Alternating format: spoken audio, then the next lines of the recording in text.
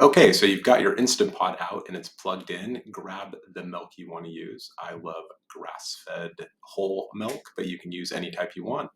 My favorite part about making my own yogurt is I get to pick what I put in it. I use usually a half gallon, and that ends up with about a quart of Greek yogurt. So what you're doing, you're pouring it in, you're going to put the lid on, and then you're going to toggle the yogurt button to boil.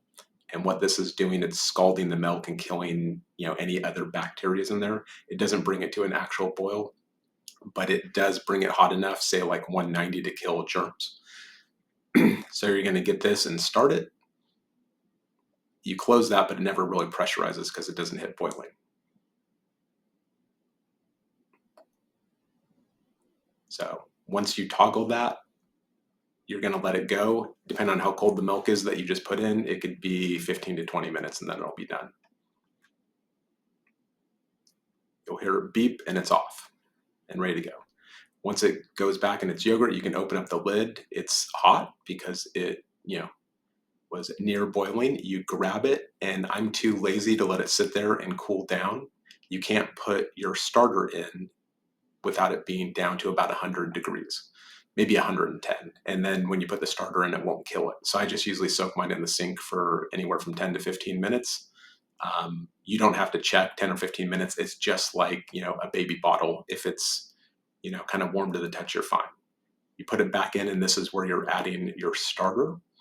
And so I have starter for my last batch. What you'll be doing is taking something, a live culture that you love from the store, add about a quarter cup of that in and stir it in, and then put the lid back on. And this is where you're going for time. So I've got my yogurt set up. I do it for about the 12-hour mark. So just toggle this to, I like to do it for I have 12 and a half hours and I leave it overnight. It's on normal temperature. There's a longer one at less temperature, but this is the one I use, so I can just do it overnight. So that sets. Next morning, I wake up and I put it into my strainer. So you can tell when you take the lid off, it's warm, obviously not hot to the touch. And you can kind of see how it's, kind of separating from the bowl. So you can tell it worked. If it hasn't done that, it doesn't mean it didn't work. Sometimes if you're using a starter from the store, you might have to do it, let it go another like 4, 6, 8 hours and see if it firms up. But basically at this point, you just pour it right into the strainer. And the amount of time you strain it when you put it in the fridge depends on the consistency of the Greek yogurt you like. I usually do it when I'm at work for the day. And that's a consistency I like, but you could do it as little as, a couple to 4 hours. It's all up to your preference about how thick you want it. And the nice thing is, one day I left it in by accident for 24 hours, it was very thick, and I just added a little bit of the separated whey back into it.